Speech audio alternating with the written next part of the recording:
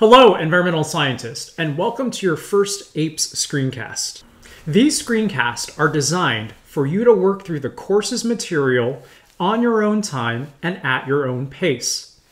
Treat the screencast as you would a live lecture.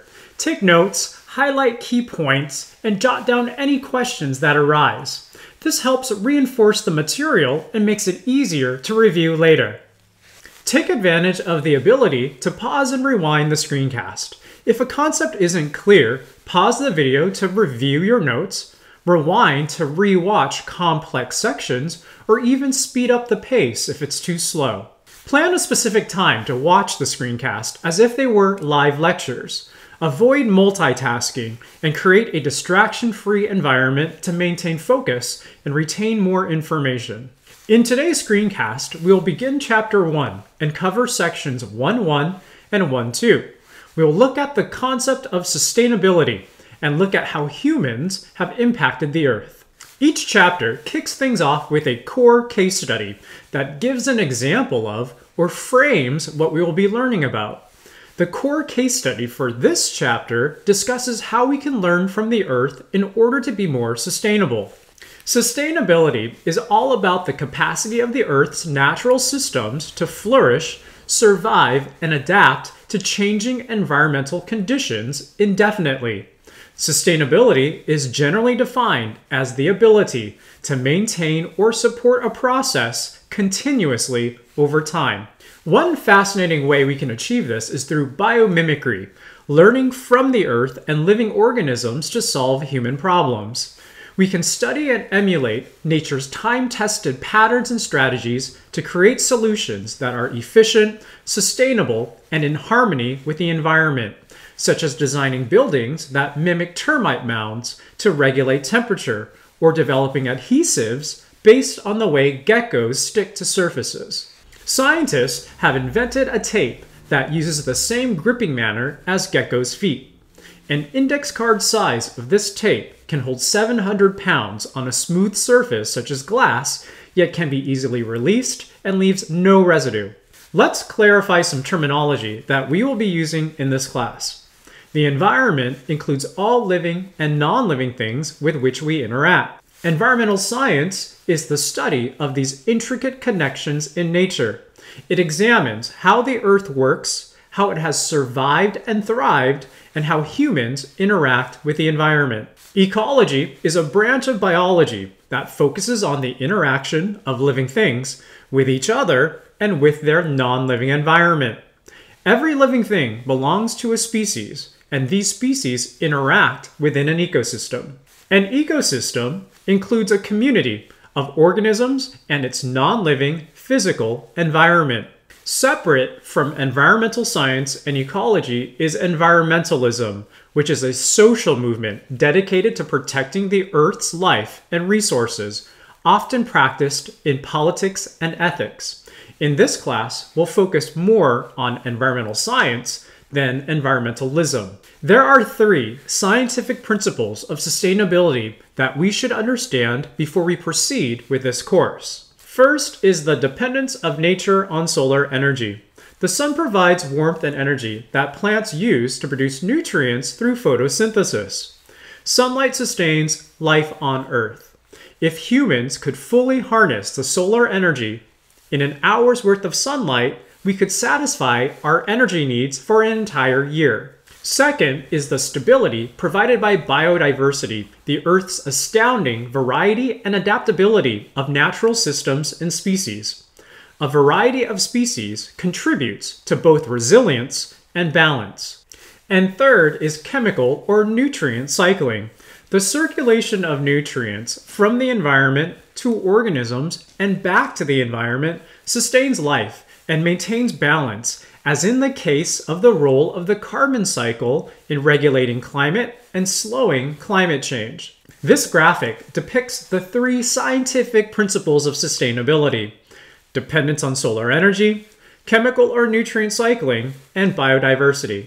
Sustainability has key components, starting with natural capital, which is anything from nature that keeps humans and other species alive and supports economies.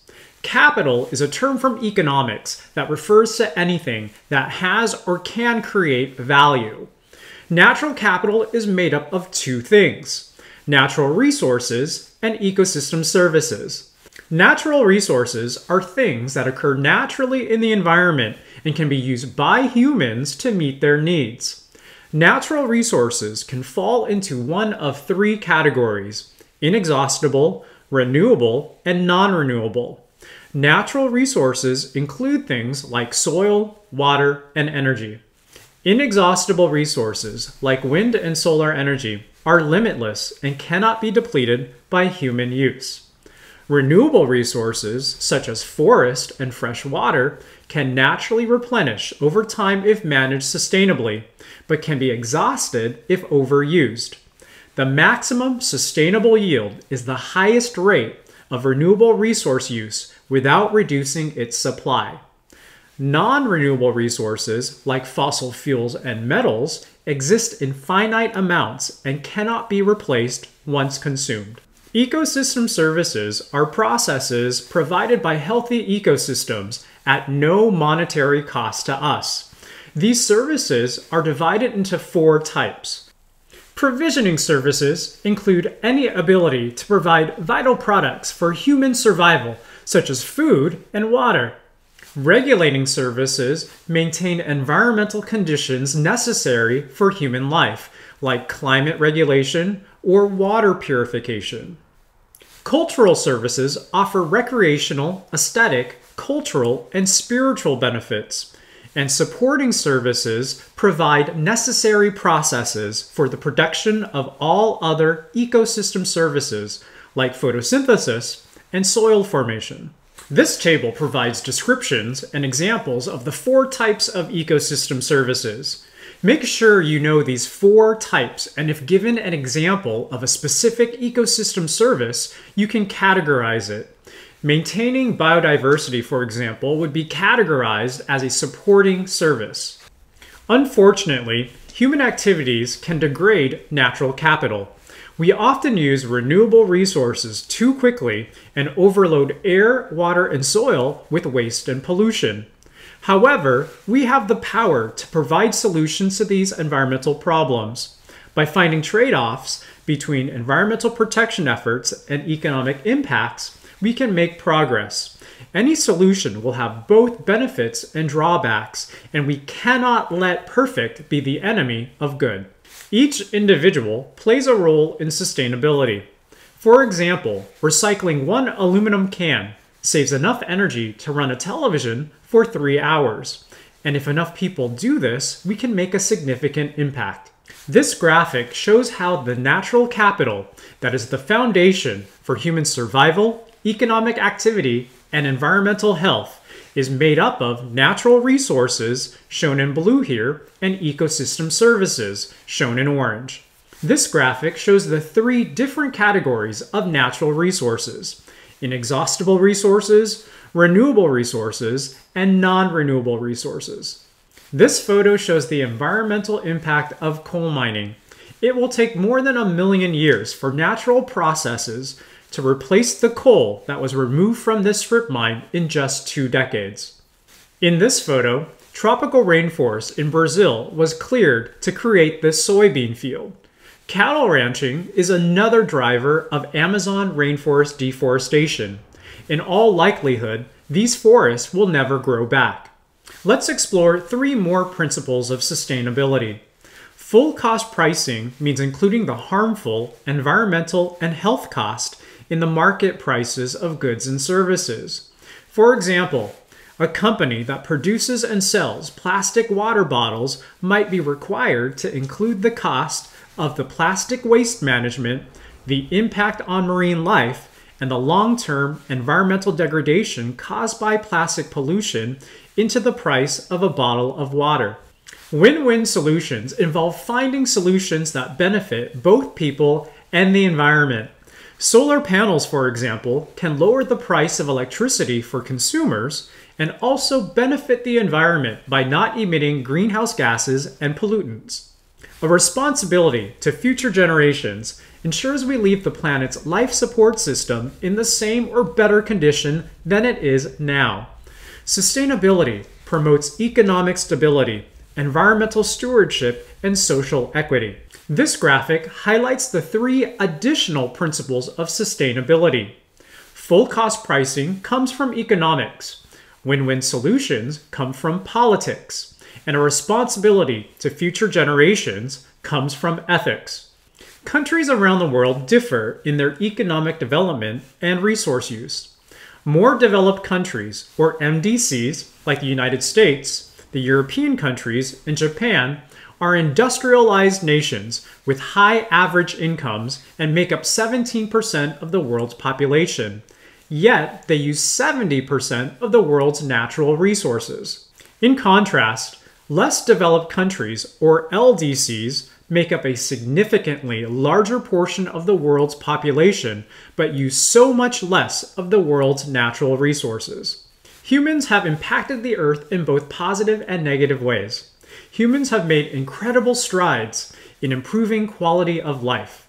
We've developed useful materials and products, extended lifespans, and achieved the greatest reduction of poverty in history.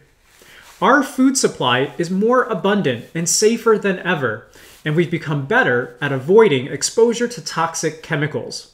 We've also made efforts to protect endangered species and restore cleared lands. With habitat loss being the greatest threat, species are becoming extinct at least 100 times faster than in pre-human times.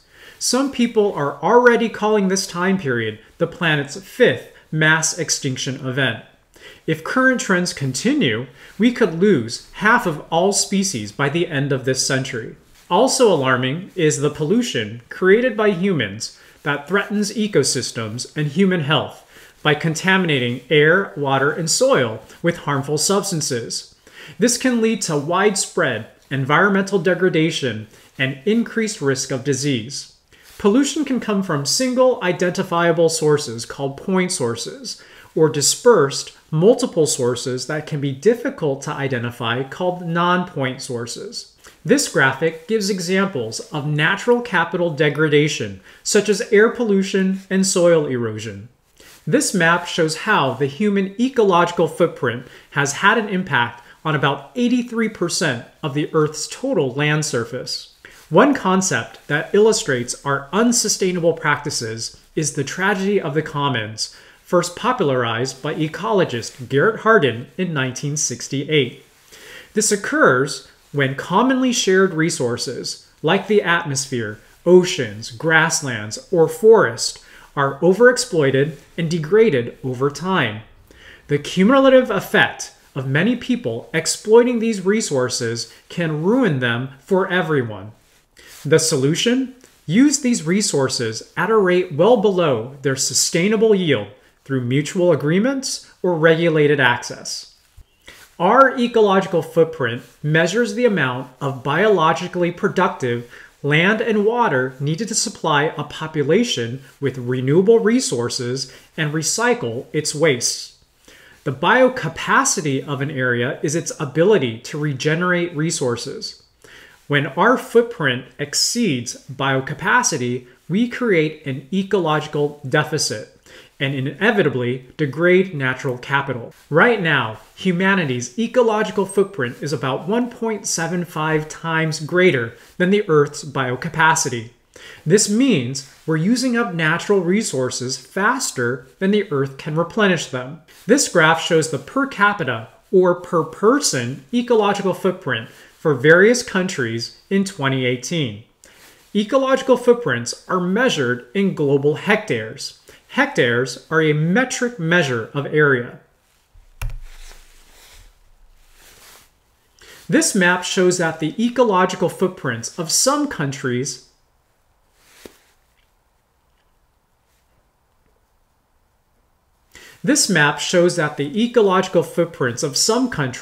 shown in red and orange, exceed their biocapacity, while other countries, shown in green and yellow, have ecological reserves. Another way to understand our environmental impact is through the IPAT model. Developed in the 1970s, this model states that I is equal to the product of P, A, and T, where I is the environmental impact, P is population size, A is affluence or resource consumption, and T is technology. Some technologies are beneficial, reducing our impact, while others are harmful. This model shows how a poor but large country and a rich but small country can both have a significant environmental impact. Throughout history, cultural changes have shaped our ecological footprints. Humans were hunter-gatherers 10,000 to 12,000 years ago. Then came the agricultural revolution, followed by the industrial medical revolution, and now the information globalization revolution. The Industrial Revolution, which began in the late 1700s, marked the start of significant human impact on the environment with widespread use of fossil fuels. All of these shifts have increased our resource use, and now we face the need for a sustainability revolution. This involves rethinking how we live and use resources to reduce our ecological footprint. While humans have made remarkable advancements, we must address the unsustainable practices that threaten our planet. By understanding concepts like the tragedy of the commons and the APES model, and by embracing a sustainability revolution, we can ensure a healthier future for all. Thank you for joining me today. Let's work together to protect our planet for generations to come.